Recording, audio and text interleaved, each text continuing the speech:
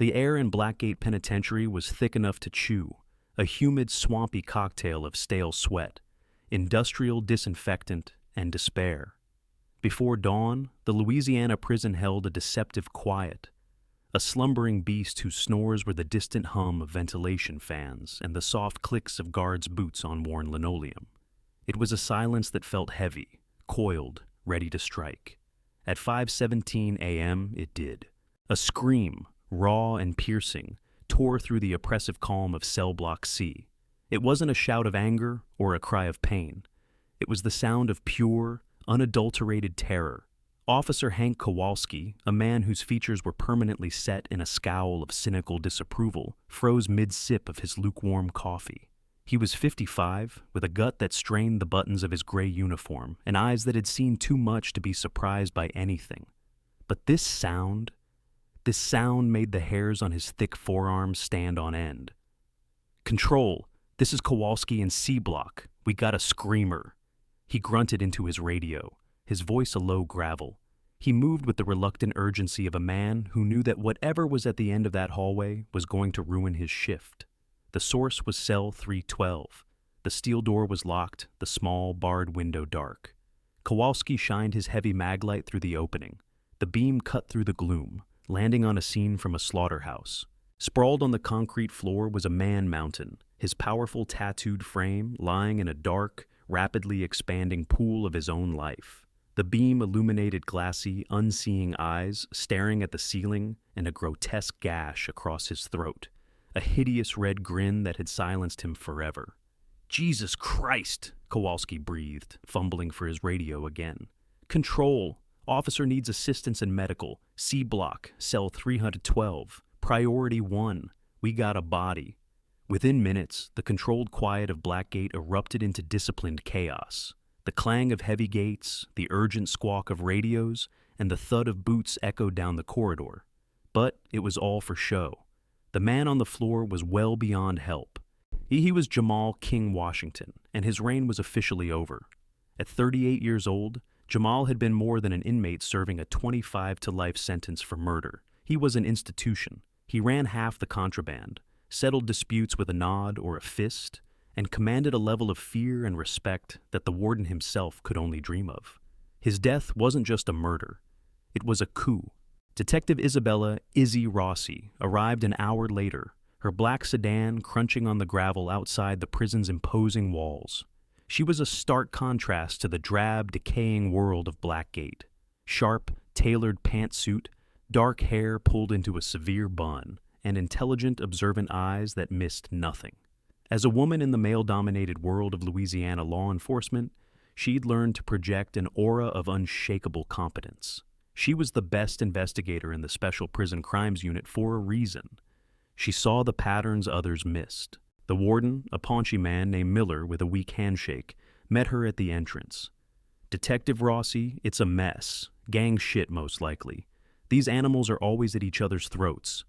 Izzy ignored the casual dehumanization. "Show me the scene." Cell 312 smelled of iron and bleach. The forensics team was already at work, their quiet efficiency a small bubble of order in the chaos. Izzy took it all in, the position of the body, the blood spatter on the lower bunk, the stark emptiness of the cell.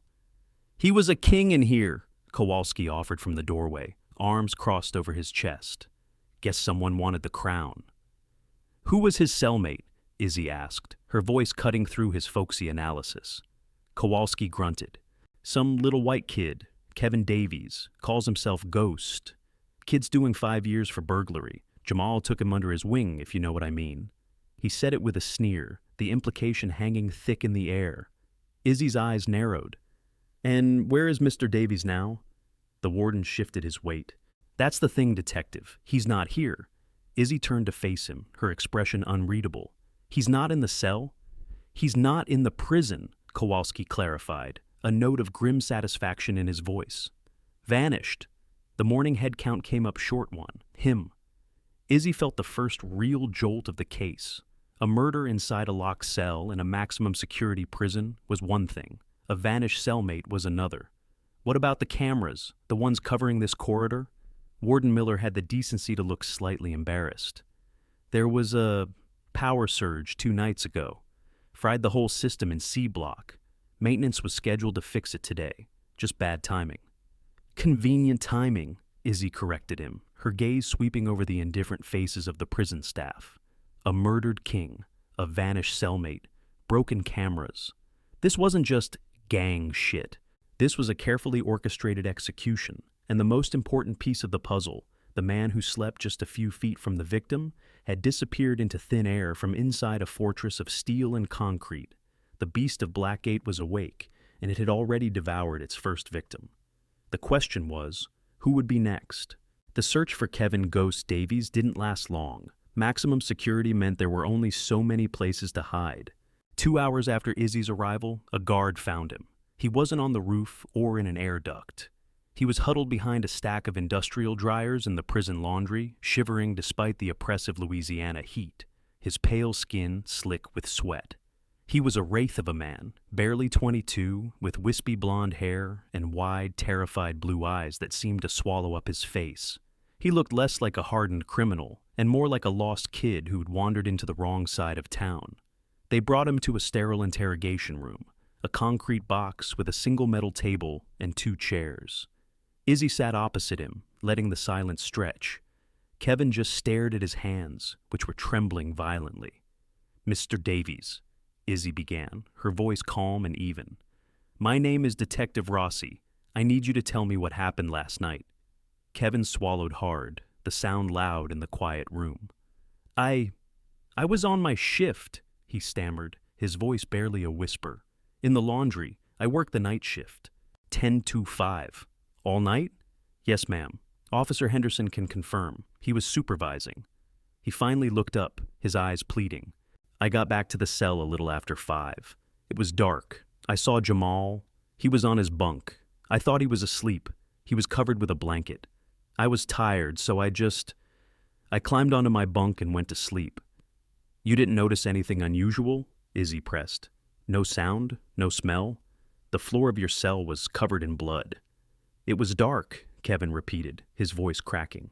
"I didn't turn on the light. I didn't want to wake him. I didn't see anything until the guards came this morning and started yelling. I saw the blood and I panicked. I ran. I thought they would think it was me." His fear seemed genuine, his story plausible on the surface, but it felt thin, like a sheet stretched too tight over a jagged frame. A man is brutally murdered, and his cellmate, sleeping feet away, notices nothing? Later, Izzy found Kowalski in the guard's break room. He was holding court, telling a younger officer how things really worked in Blackgate. "So the kid says he slept through it?" Kowalski scoffed when he saw Izzy. "Right. That little punk was Washington's property. Everyone knew it. A pretty boy like that doesn't survive in here without a protector." He took a long drag from his cigarette, exhaling a cloud of smoke. "Washington was a monster, sure, but he was our monster, kept the other gangs in line. Now it's going to be a bloodbath." "What was the nature of their relationship?" Izzy asked, ignoring his commentary. Kowalski gave her a look dripping with contempt. "What do you think? It wasn't natural, I'll tell you that much. He kept that kid like a pet. It's disgusting what goes on in here. Frankly, detective, you ask me. Washington got what was coming to him. You play with fire, you get burned, you lie down with dogs." He let the sentence hang, his meaning clear. The racist, homophobic undertone was impossible to miss. It wasn't just a professional opinion, it was a personal judgment. He saw Jamal not as a victim, but as a degenerate who had met a fitting end. Izzy felt a familiar wave of frustration. The culture of Blackgate was a bigger obstacle than any broken camera. To these men, the inmates were a subhuman species, and their deaths were just a part of the natural, violent order. Getting a straight answer would be like trying to nail Jell-O to a wall. She decided to dig into the official files. Jamal Washington's record was a novel of violence, assault, extortion, and the original murder conviction that landed him here. He was the apex predator. Kevin Davies' file was pathetically thin by comparison. A string of petty thefts escalating to a single charge of felony burglary for breaking into a pharmacy. He was a minnow who'd somehow ended up in a shark tank. The official prison psychologist report described him as reserved, non-confrontational, and displaying signs of significant anxiety. It didn't paint the picture of a cold-blooded killer. But something about Kevin's story nagged at her. He claimed he returned after 5, but the preliminary medical examiner's report placed the time of death between 11 p.m. and 1 a.m. If Kevin was in the laundry all night, his alibi was solid. But if he was lying, she pulled the duty roster for the laundry. Officer Henderson was indeed listed as the supervisor. Izzy found him in the mess hall, a young, nervous officer who looked barely older than Kevin. "Davies was with you all night?" Izzy asked. Henderson fidgeted. Yeah, mostly. He was there." "Mostly?" Izzy's senses tingled. "What does mostly mean, officer?" "Well," Henderson stammered, avoiding her eyes. "Around midnight, he said he was feeling sick. Went to the infirmary. He was gone for maybe an hour and a half. An hour and a half. A gaping, unaccounted-for hole in Kevin Davies' alibi, smack in the middle of the ME's window for the time of death. The ghost who claimed he saw nothing had a secret of his own. The fear in his eyes might have been real, but it was no longer the fear of an innocent witness. It was the fear of a liar who had just been caught. The mystery of the vanished cellmate was solved, but the suspicion was just beginning to solidify. The infirmary was the one place in Blackgate that didn't feel entirely hopeless. It was clean, brightly lit, and smelled of antiseptic instead of despair. It was the domain of Dr. Evelyn Reed, a sharp, impeccably dressed black woman in her early 40s. She carried herself with an air of professional detachment, a necessary armor in a place where every request could be a manipulation and every symptom a lie. Izzy found her reviewing charts in her office. "Dr. Reed, I'm Detective Rossi. I need to talk to you about last night." Dr. Reed looked up, her expression calm. "I heard about Jamal Washington, a tragedy. How can I help?" "Kevin Davies claims he came to the infirmary around midnight, said he was sick. Is there a record of that?" Dr. Reed tapped a few keys on her computer. She frowned. No one logged him in. The night nurse didn't report any unscheduled visits from C Block. If he came here, he didn't see anyone." Another lie from Kevin. The kid was digging his own grave. "All right, I also need to see the medical files for both Jamal Washington and Kevin Davies." "That's confidential information, Detective," Dr. Reed said, though there was no heat in her objection. It was a statement of fact. "It's a homicide investigation," Izzy countered. "A warrant is on its way, but you could save us both some time." Dr. Reed held her gaze for a moment, then gave a slight nod. She retrieved 2 thick manila folders and slid them across her desk.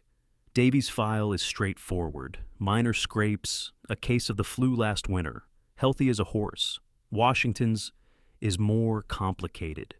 Izzy opened Jamal's file. It was a litany of prison life, stitched up knife wounds, treated infections, broken knuckles. But it was the last entry, dated just 1 week ago, that made her breath catch in her throat. A lab report was clipped to the page. She read it once, then twice, to make sure she wasn't mistaken. HIV test. Result. Positive. The 3 words changed everything. This was no longer just a power struggle or a gang hit. This was personal. This was primal. "When did he find out?" Izzy asked, her voice low. "I gave him the diagnosis myself 7 days ago," Dr. Reed said, her professional mask firmly in place. "It was part of a routine screening program we run. His reaction was predictable, which was denial at first, then rage. He accused the lab of incompetence, accused me of lying. He was a man who built his entire identity on strength, on being dominant. A diagnosis like this to him, it was a fundamental violation of who he was. He saw it as a weakness, an impurity. I had to call for guards to escort him out of my office." The pieces began to click into place in Izzy's mind with terrifying speed. A man like Jamal, a king whose power was rooted in an image of invincibility, receives a death sentence. The shame, the rage, the desperate need to blame someone. "Did you test Kevin Davies?" Izzy asked, already knowing the answer but needing to hear it. Dr. Reed nodded, flipping to the relevant page in Kevin's file. "Same day, as a precaution, given their association. His result was negative." Izzy leaned back in her chair, the file feeling heavy in her hands. The motive was no longer a mystery. It was blazing, a furious, undeniable why. Jamal gets diagnosed with HIV. He believes he contracted it from his cellmate, his lover, the one person he allowed himself to be vulnerable with. In his mind, the ultimate betrayal. It didn't matter that Kevin tested negative. In Jamal's rage-filled mind, Kevin would be the source, the traitor who had poisoned him. It explained Kevin's terror. He wasn't just afraid of being framed for a murder he didn't commit. He was afraid of a man who had every reason to want him dead. A man who might have confronted him, leading to a struggle where Kevin had to kill or be killed. Self-defense. Did Washington say anything else? Izzy asked. Did he mention anyone, accuse anyone specifically? He was mostly just yelling, Dr. Reed recalled. But he did say one thing that struck me as odd. He kept screaming, he knew, that motherfucker knew, and he never said a word. He, Izzy pressed. Did he say a name? No, Dr. Reed said, shaking her head. Just he. I assumed he was talking about Davies. It seemed like a simple, brutal equation. Jamal finds out he's sick, blames Kevin, attacks him, and Kevin kills him to save his own life. It was clean. It was logical. It fit the narrative of a personal crisis spiraling into violence. But as Izzy walked out of the infirmary, the sterile air giving way once more to the prison's miasma, a sliver of doubt crept in. It was too clean, too perfect. Jamal was a predator, but he was a smart one. Would he really fly into a blind rage and attack Kevin without being sure? And Kevin, a terrified, anxious kid who could barely make eye contact. Did he really have it in him to plunge a shiv into the throat of a man like Jamal Washington, even in self-defense? The case had transformed from a routine investigation into a deeply personal tragedy. But Izzy had a sinking feeling that the crisis wasn't just Jamal's. It was a web of secrets, and she had only just begun to pull at the first thread. Jamal's furious cry, "He knew!" echoed in her mind. She, like Dr. Reed, had assumed he meant Kevin. But what if he didn't? What if the he who knew was someone else entirely? Armed with the HIV motive, Izzy had Kevin Davies brought back to the interrogation room. The young man looked even more fragile than before, his skin almost translucent under the harsh fluorescent lights. "Let's try this again, Kevin," Izzy said, placing Jamal's medical file on the table between them. She didn't open it. "I know why Jamal might have wanted to hurt you. I know about his diagnosis." Kevin flinched as if struck. His eyes, wide with panic, darted to the file. I don't know what you're talking about. Jamal tested positive for HIV a week ago, Kevin. He was furious. He thought he got it from you." "No." The word burst out of him, a sob of denial. "I didn't know. I swear to God, I didn't know he was sick. He never told me." He buried his face in his hands, his shoulders shaking. "Oh God, oh God." His reaction was so visceral, so utterly convincing, that it momentarily threw Izzy off balance. If he was acting, he was the best actor she had ever seen. But the lie about the infirmary still hung in the air. "Then explain to me why you lied about going to the infirmary last night, during the exact window of time Jamal was murdered." Kevin looked up, tears streaming down his face. I was scared. I needed to talk to someone. I went to see Officer Kowalski." The name hit Izzy like a physical blow. Kowalski? The racist, homophobic guard who couldn't have made his contempt for Jamal and Kevin more obvious? "Why would you go to him?" He helps me out sometimes," Kevin mumbled, wiping his face with the sleeve of his jumpsuit. "Gets me things, extra food from the kitchen, magazines. I just needed to talk to someone who wasn't one of them." It sounded absurd, but prison made for strange bedfellows. Still, the idea of the brutish Kowalski acting as a sympathetic ear for the delicate Kevin Davies felt profoundly wrong. There was more to this story. Leaving Kevin to stew in his fear, Izzy retreated to a small office and demanded the security footage from the weeks leading up to the camera failure. She spent the next 4 hours staring at grainy, black and white images of prison life, fast-forwarding through hours of monotony, looking for anything out of place. And then she found it, a week ago. A clip from a camera in a blind spot near the supply closets. Kevin Davies looking furtively over his shoulder, slipping a small folded package to Officer Kowalski. Kowalski pocketed it without a word and walked away. 2 days later, another camera, this one near the chapel. Kowalski, on his rounds, handing a similar small package back to Kevin. The relationship wasn't about extra food.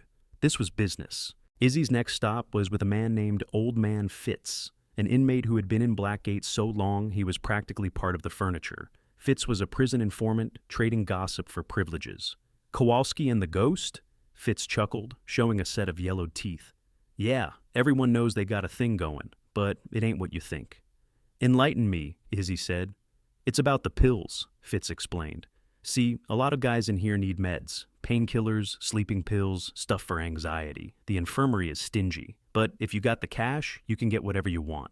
King used to run the whole operation. He was the bank and the muscle. But he needed a runner, someone who wouldn't draw attention. That's the ghost. And he needed a mule on the inside, a guard who could bring the stuff in. That's Kowalski. The puzzle pieces snapped together with brutal clarity. It wasn't a relationship of protection or sympathy. It was a criminal enterprise. Jamal was the CEO, Kowalski was the corrupt supplier, and Kevin was the trusted lieutenant, the unassuming face of the operation. Their entire dynamic was built on a foundation of greed and corruption that ran straight through the prison staff. So, Jamal, Kevin, and Kowalski were all partners? Izzy confirmed. Thick as thieves, Fitz said with a grin. Until something went wrong, I guess. Everything had gone wrong. The HIV diagnosis wasn't just a personal crisis for Jamal, it was a business crisis, a threat to his authority, a disruption to the chain of command. His anger wasn't just directed at a lover, it was directed at a world he could no longer control. The investigation had pivoted dramatically. What started as a crime of passion, a suspected love triangle turned deadly, was now exposing a network of systemic corruption. Kevin's fear wasn't just about Jamal, it was about the potential collapse of this entire scheme. Kowalski's racism and contempt weren't just personal bigotry. They were a cover, a way to deflect suspicion from his own illegal activities. He wanted Izzy to believe it was just gang shit, because the truth implicated him directly. The web of lies was far more intricate than she had imagined. Jamal's murder wasn't the act of a single desperate person. It was the explosive result of a conspiracy falling apart at the seams, and at the center of it were three unlikely partners: a prison king, a ghost, and a crooked cop. The suspicion that had been focused on Kevin now radiated outward, poisoning everyone he touched. Izzy realized she wasn't just hunting a killer anymore. She was pulling on a thread that threatened to unravel the entire power structure of Blackgate. The warden's office felt small and stuffy as Izzy laid out the pill smuggling operation. She watched Warden Miller's face cycle through surprise, then denial, and finally, weary resignation.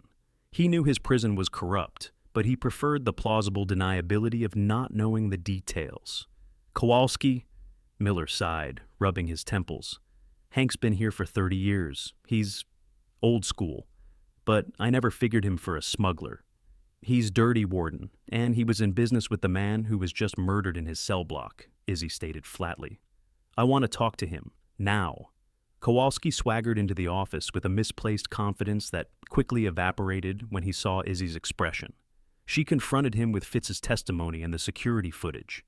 His face turned a blotchy red, but he held his ground. That's bullshit, he snarled. That old con Fitz would sell his own mother for a pack of cigarettes. And that footage shows nothing. The kid was asking me for a light. It's my word against the killers and the snitches.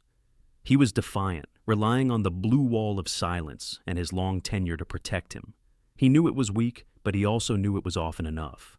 Izzy knew she needed more leverage, something that would crack him wide open. She thought back to Jamal's dying rage, his cry of, he knew. What if he wasn't talking about Kevin? What if he was talking about his business partner? She returned to Dr. Reed's office. Doctor, I need to ask you a difficult question. The HIV screenings in the prison, are they mandatory for staff as well? Dr. Reed's professional composure wavered for the first time. She looked uncomfortable. No, staff testing is voluntary and strictly confidential under employment law. But you have access to those records, Izzy pressed. In a homicide investigation, confidentiality can have its limits. Is there anyone else in C Block, anyone who had regular, close contact with Jamal Washington, who you know to be HIV positive? The doctor hesitated, a flicker of conflict in her eyes. She was weighing her professional ethics against the reality of a murder investigation. Finally, she let out a slow breath and turned to her computer. She typed for a moment, then her face went still. She didn't say a word, just turned the monitor toward Izzy. On the screen was a medical file. The patient's name was Hank Kowalski, and next to the entry for HIV status, it read, positive. Patient has been receiving antiretroviral therapy for 3 years. The air left Izzy's lungs. It was the missing piece, the key that unlocked the entire motive. Kowalski wasn't just a dirty cop smuggling pills. He was a man carrying the same secret, the same disease, as Jamal, and he had known about it for years. The whole dynamic shifted with dizzying speed. This was no longer just about a financial crime gone wrong. This was a story of profound, intimate betrayal. Jamal and Kowalski were not just business partners. The prison gossip, the things Kowalski himself had sneered about, Jamal's preference for a protector role, suddenly took on a new, horrifying dimension. What if their relationship was more than just contraband? Izzy could see it all now. Jamal contracts HIV. He's enraged, trying to figure out the source. He knows it wasn't Kevin who tested negative. So, who was left? Who else had he been with? His mind would have inevitably landed on his other partner, the one man who shared his power and his secrets, Hank Kowalski. Jamal must have confronted him. And in that confrontation, he wouldn't just be threatening to expose a pill smuggling ring. He would be threatening to expose Kowalski's health status, a secret Kowalski had clearly guarded for years. For a man like Kowalski, a proud, old-school officer in a hyper-masculine environment, such a revelation would be a career-ending, life-shattering humiliation. It was a threat that went far beyond prison time. It was a threat to his very identity. Kowalski didn't just have a motive to silence Jamal to protect his criminal enterprise. He had a motive to silence him to protect the deepest, most vulnerable secret of his life. The financial crime was just the backdrop. The real story was one of passion, fear, and revenge. Jamal's murder wasn't business. It was personal.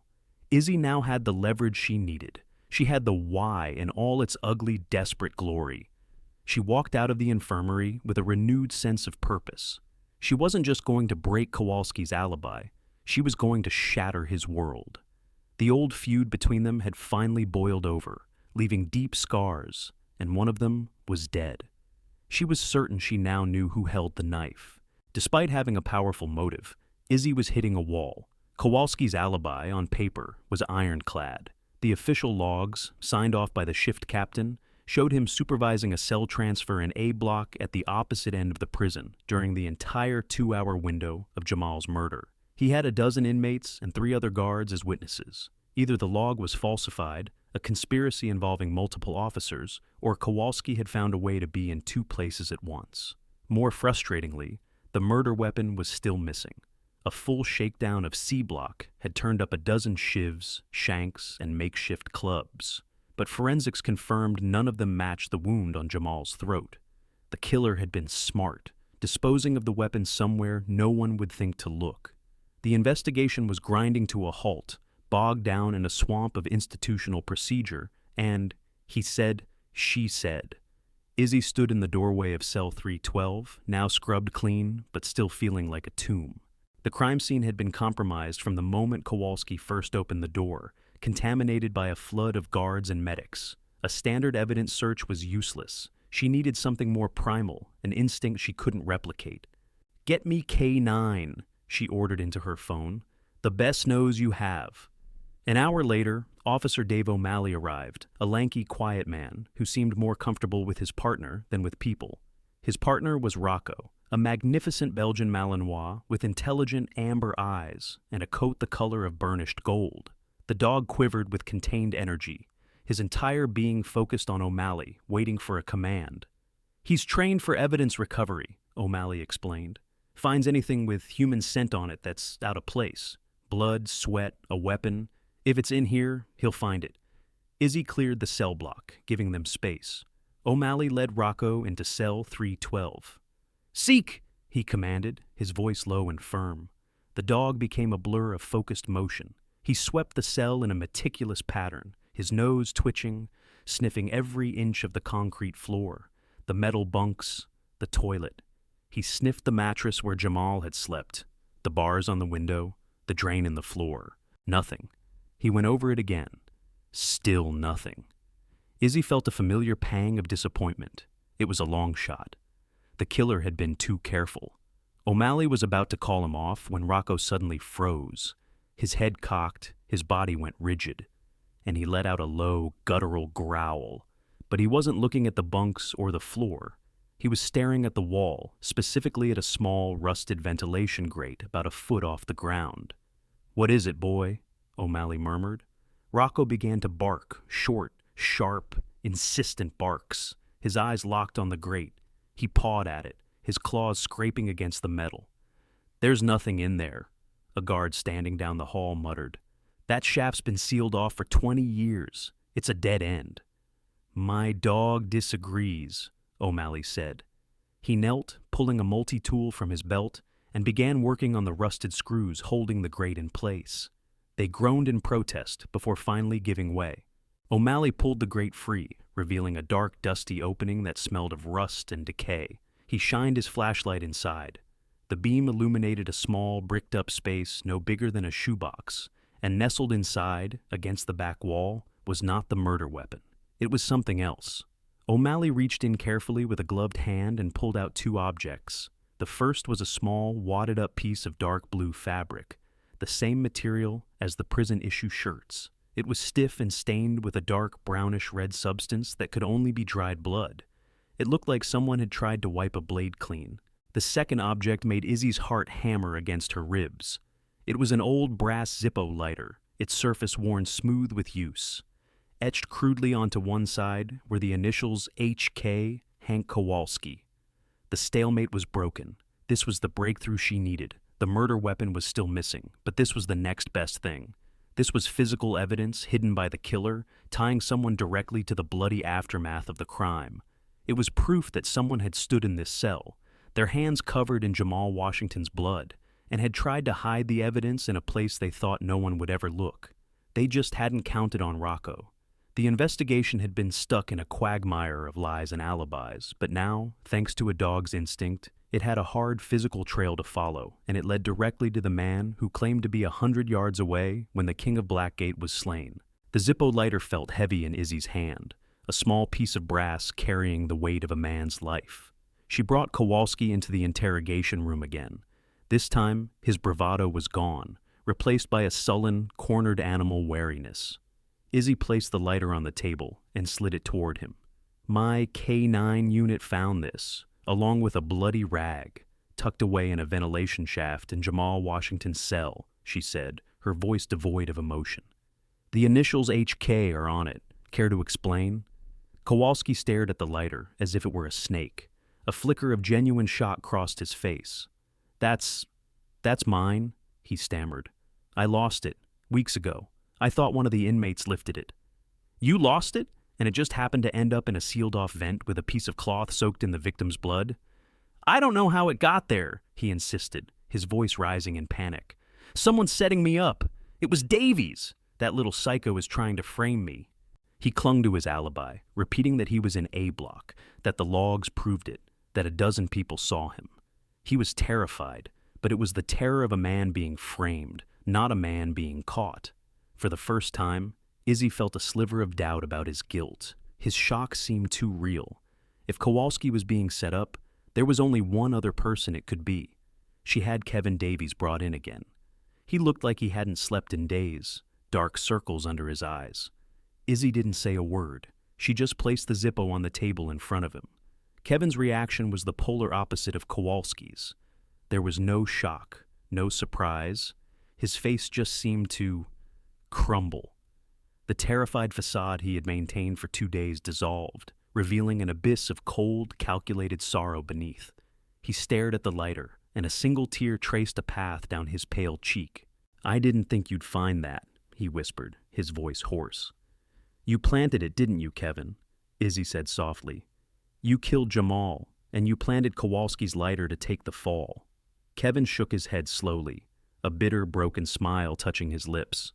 "No, you've got it all wrong. I didn't kill Jamal. But I am the reason he's dead, and I did plant the lighter." He took a deep, shuddering breath, and the story came pouring out, a torrent of pain and poison held back for years. "Hank Kowalski isn't just a guard here. Kevin began, his eyes fixed on the lighter. "He's my uncle, my mother's cousin." He spoke of a childhood in a dead-end town, of a broken home, and of summers spent at his aunt's house. He spoke of a secret game his older, stronger cousin Hank used to make him play. The words were quiet, measured, but they painted a sickening picture of abuse and stolen innocence. "When I got sent to Blackgate, I thought my life was over," he continued. "Then, on my first day, I saw him, walking the block in his uniform, my own personal monster guarding my cage. I knew right then I couldn't just survive this place. I had to burn his world to the ground." The plan he described was patient, insidious, and brilliant in its cruelty. He learned the prison's power dynamics, saw the relationship, both business and personal, between the powerful Jamal and the corrupt Kowalski. And he saw his weapon. "I made myself into everything Jamal wanted," Kevin confessed, his voice trembling with a strange mix of shame and pride. "Weak, compliant, devoted. I let him protect me, and slowly I pushed Kowalski out. I took his place. I stole the one thing in this shithole that gave him a sense of power. But that was only part one. The final twisted act of his revenge was even more diabolical. I knew about Kowalski's condition," Kevin said, the euphemism tasting like acid. "He got sick years ago. I heard the family whispering about it. I knew he was on medication. So I waited. I knew it was only a matter of time before Jamal got infected. I didn't warn him. I let it happen. I wanted Jamal to get sick. I wanted him to tear Kowalski apart for what he did. That was my revenge. Not to kill Hank, but to have him destroyed by the one man he couldn't control." The confession left Izzy speechless. The boy she saw as a victim, a pawn in a larger game, was the puppeteer. The ghost wasn't a scared kid. He was an avenger, and his weapon wasn't a shiv, but secrets. He had manipulated a prison king, orchestrated a bioweapon attack, and was now trying to frame his childhood abuser for a murder. But Jamal didn't go after Kowalski, Izzy realized aloud. "So what happened?" Kevin's face hardened. "Jamal was smarter than I thought. He confronted me. The night he died, he knew. He figured out the whole thing. My plan. Who Kowalski was to me. Everything." The polarity had inverted completely. The meek, terrified boy was a cold, calculating manipulator who had set a tragedy in motion. He hadn't held the blade that killed Jamal, but his fingerprints were all over the chain of events that led to it. He was a victim who had become a monster in his own right, consumed by a need for a vengeance so profound it had cost another man his life. But one question remained. If Kevin didn't kill Jamal, and Kowalski had an alibi, who did? Kevin Davies' confession was a bombshell, but it created more questions than answers. It provided the context, the simmering hatred that had set the stage for murder. But it didn't name the killer. Kowalski had a motive and was being framed, but he also had a rock-solid alibi. Kevin had an even more complex motive, but he swore he wasn't the one who delivered the final blow. The case was a tangled knot of vengeance and lies, and Izzy was no closer to finding the hand that held the shiv. Frustrated, she went back to the evidence. She felt she had missed something fundamental. She had the crime scene reports, the witness statements, the half-truths and confessions. It wasn't enough. She needed to hear from the one person who knew the whole truth. The victim.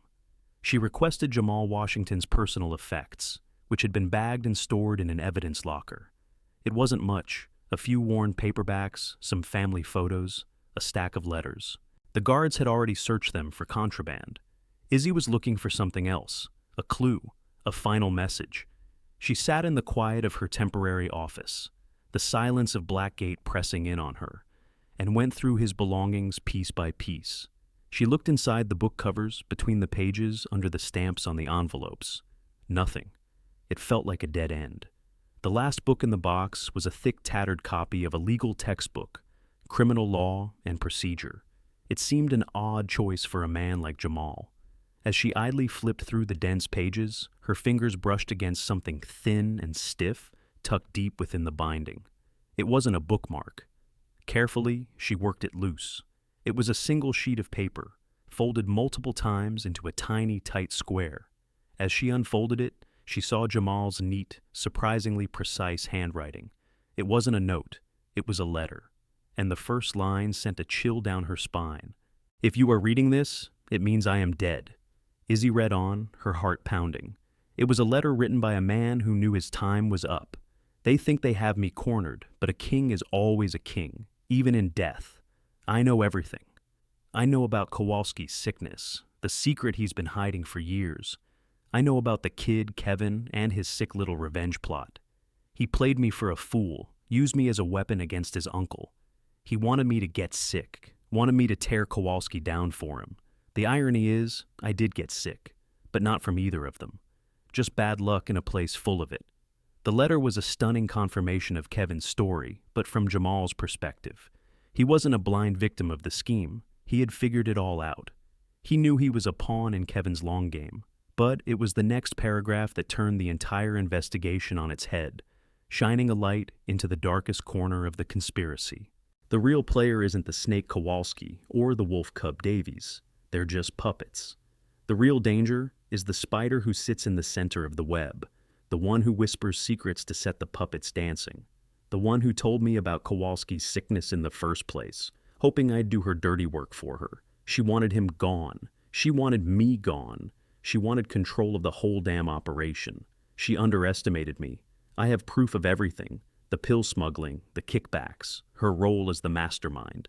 I put it all down on paper. If they get me, the proof will still speak for me. The confusion that had clouded the case for days instantly evaporated, replaced by a cold, sharp clarity. Jamal wasn't just a victim of Kevin's revenge plot. He was a threat to a much larger conspiracy, and he had been silenced by the person at the very top. Izzy read the final, damning sentence of the letter, and the name hit her with the force of a physical blow. The spider who pulls all the strings, the one who pretends to be an angel of mercy in this hellhole, is Dr. Reed. Dr. Evelyn Reed, the calm, professional woman who had provided the crucial clue about Jamal's HIV status, the one person who seemed to be above the filth and corruption of Blackgate. It was a masterful deception. She hadn't just been an observer, she had been the architect. She had deliberately leaked Kowalski's medical information to Jamal, lighting the fuse on a powder keg, expecting the two men to destroy each other. When Jamal, smarter than she anticipated, didn't take the bait and instead turned the tables on her, she had to clean up her own mess. The letter was Jamal's final move from beyond the grave. It was his checkmate. He had identified his own killer. Now, all Izzy had to do was knock over the queen. Izzy found Dr. Reed in the infirmary, calmly signing off on a stack of requisitions. She projected an image of serene competence, an island of order in the chaos of Blackgate. It was a perfect mask. "Dr. Reed, we need to talk," Izzy said, her voice low and tight. She closed the office door behind her. "Of course, Detective. Any progress?" the doctor asked, not looking up from her paperwork. "I know you leaked Hank Kowalski's HIV status to Jamal Washington," Izzy said, cutting straight to the point. Dr. Reed's pen stopped moving. She slowly raised her head, her eyes unblinking, her professional mask still in place, though a hairline crack had appeared. "That's a very serious accusation, Detective, and a baseless one." "Is it?" Izzy countered, stepping closer to the desk. "Jamal was a problem for you, wasn't he? He was a part of your pill smuggling operation, but he was getting greedy, unpredictable. And Kowalski, you couldn't stand him, his racism, his arrogance. So you came up with a neat little plan. You gave the loaded gun to Jamal, pointed him at Kowalski, and hoped he'd pull the trigger. 2 problems, 1 solution." The doctor's composure finally began to fray. A muscle twitched in her jaw.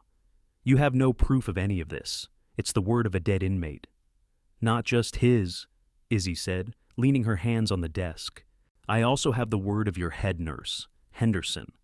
This was a bluff. She hadn't spoken to Henderson about this yet, but she watched the doctor's eyes for a reaction. She got one, a flicker of pure panic. "Henderson is a weak, incompetent man who—" Dr. Reed started, then caught herself.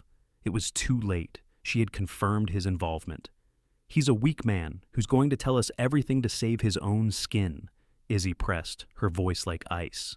"He's going to tell us how you, the respected head of the infirmary, masterminded a scheme to steal prescription drugs, how you used Kowalski to smuggle them in, and Jamal to distribute them. And when Jamal got sick and became a liability, You decided to clean house. Dr. Reed stood up, her face a mask of cold fury. Jamal Washington was a cancer. He was blackmailing me, threatening to expose everything. He was going to destroy my career, my life, everything I have worked for. The admission hung in the air, raw and undeniable. She was no longer a passive accomplice or a reluctant witness. She was the architect, the mastermind, the spider in the center of the web. Your plan to have him go after Kowalski backfired, didn't it? Izzy theorized, the pieces clicking together. Jamal was too smart. He realized he was being played, so instead of taking out your trash, he came back to you. He had leverage on you and Kowalski. He owned you. He was a monster, Dr. Reed hissed, her voice shaking with a rage she could no longer contain. You have no idea the pressure I'm under here. A black woman in charge, in this state, in this system. I have to fight for every scrap of respect. Men like Kowalski look right through me. Men like Jamal think they can use me. I built something for myself here, something that gave me power. I was not going to let him take that away from me. Her motivation wasn't just greed. It was a twisted, desperate fight for control in a world that had always tried to deny her any. She saw herself not as a criminal, but as a survivor, a queen protecting her kingdom from the brutes at the gates. So you killed him, Izzy stated. It wasn't a question. Dr. Reed didn't answer. She just sank back into her chair, her face pale, the fight draining out of her. The mask of the calm, compassionate doctor was gone, replaced by the face of a killer. Jamal's letter had called her the spider, and it was true. She hadn't just been part of the conspiracy. She had woven it from scratch, and when one of the flies in her web became too dangerous, she had silenced him herself. The accomplice had revealed herself as the mastermind, and the entire dark heart of the Blackgate conspiracy was now laid bare. The infirmary office felt like a vacuum, all the air sucked out by Dr. Reed's silent confession. The denial was over. All that was left was the truth, in all its ugly detail. Tell me what happened that night, Izzy commanded, her voice softening slightly. From the beginning. Dr. Reed stared at her hands, which were resting on her desk, perfectly still. He was going to ruin me, she began, her voice a monotone, as if reciting a story about someone else. He came to me after he figured it all out. He had a list of demands, more money, a bigger cut of the operation. But the worst part was, he wanted me to falsify his medical records to get him a compassionate release. He thought I could just wave a magic wand and get him out. When I told him it was impossible, he laughed at me. She looked up, her eyes burning with the memory of the humiliation. He said he had a full report written down, all of it. The drug smuggling, Kowalski's involvement, Kevin's pathetic revenge scheme, and my role at the top. He said he'd give it to Warden Miller the next morning if I didn't comply. It was an ultimatum. She had run out of puppets to manipulate. Her intricate plan had collapsed, leaving her exposed and cornered by the very man she had tried to eliminate. So that night, Izzy prompted, you went to his cell. Dr. Reed nodded. It was the only way. I couldn't let him win. I used my medical authority. I told the floor guard, a new kid, that Washington was having a severe reaction to his medication and needed an emergency check. The kid didn't question it. He opened the door for me. She paused, taking a shaky breath. Jamal was waiting for me. He was sitting on his bunk, calm as anything. He smiled when I came in. He said, I knew you'd be the first to blink, Doc. He knew I was coming. He expected it. The scene she described was chilling. Not a frantic attack, but a cold, calculated confrontation between two master manipulators. He was enjoying it, she continued, her voice filled with venom. He was savoring his victory. He told me he was ready for me. He reached under his mattress and pulled out a shiv, a nasty thing made from a sharpened spoon. He laid it on the bunk between us. He said it was for self-defense, in case one of his partners got any funny ideas. He was mocking me. He held all the power, and he was rubbing my face in it. That was her breaking point. The man she viewed as a vulgar thug was outplaying her, gloating over her downfall. All her intelligence, her careful planning, her sense of superiority, it all meant nothing in that moment. He turned his back to me, she whispered, her eyes unfocused, replaying the scene. He went to get a drink of water from the sink, still talking, still taunting me. And I saw the shiv, just lying there on the blanket. All I could think about was his laughter, his smug face. All I could think was that he was going to take everything from me. Her voice dropped so low, Izzy had to lean in to hear. I don't even remember picking it up. It was just in my hand. He turned around and I lunged. It all happened so fast. There was so much blood. He just looked at me, surprised. I think that was the only moment in his life he was ever truly surprised. She had done it.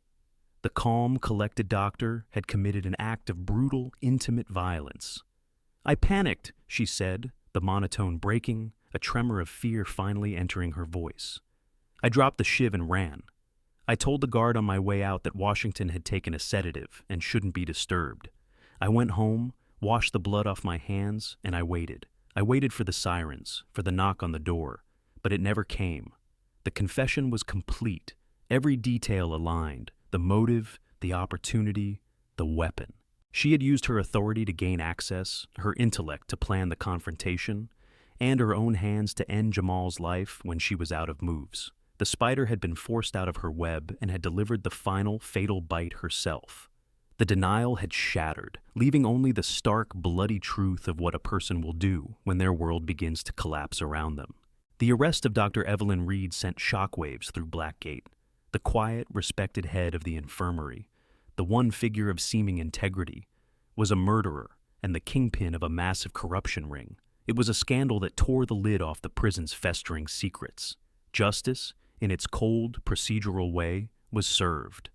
Dr. Reed was charged with first-degree murder and a host of other felonies. Faced with Jamal's letter and her own confession, she pled guilty, trading a trial for life without parole. Hank Kowalski, his world shattered by the public revelation of his health and his crimes, was fired and indicted on federal charges of corruption and drug trafficking. He was no longer a guard, but soon to be an inmate himself, stripped of the uniform that had given him power and shielded his prejudice. Nurse Henderson, the accomplice, cooperated fully and received a reduced sentence. And Kevin Ghost Davies, the avenger, the catalyst for the entire tragedy, saw his sentence extended. He wasn't charged in connection with the murder, but for his role in the drug ring and for obstruction of justice. Izzy visited him one last time before she closed the case. He was in a new cell, in a different block, looking just as pale and lost as the day she met him. Was it worth it? Izzy asked, the question hanging in the sterile air between them. Kevin stared at the wall for a long time before answering. I used to dream about revenge every night. I thought it would feel like a victory, like a weight being lifted. He finally turned to look at her, his blue eyes empty. But it just feels quiet. He's destroyed. Jamal is dead, and I'm still here. Nothing changed. The scars are still there.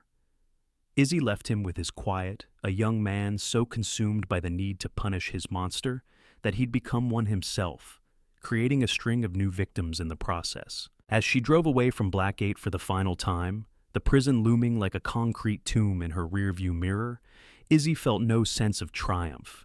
She had solved the case, exposed the corruption, and put the killer behind bars. But the victory felt hollow, tinged with a bitter aftertaste. The system hadn't worked. It had collapsed under the weight of its own rot. The very people entrusted to maintain order and provide care were the ones perpetuating the cycle of violence and greed. The story of Jamal, Kevin, Kowalski, and Reed wasn't just a story about a single murder. It was a parable of a broken system. It was about how the thirst for power, the poison of racism, and the deep wounds of past trauma could curdle into a deadly concoction within the pressure cooker of prison walls. Justice had been served, but it felt more like cleaning up a spill than fixing the leak. The deep-seated problems, the prejudice, the corruption, the casual dehumanization of inmates and staff alike, remained like ashes scattered in the wind, ready to settle and stain whatever came next. The lesson from the ashes of Blackgate was a stark one. True justice wasn't simply about punishing the guilty.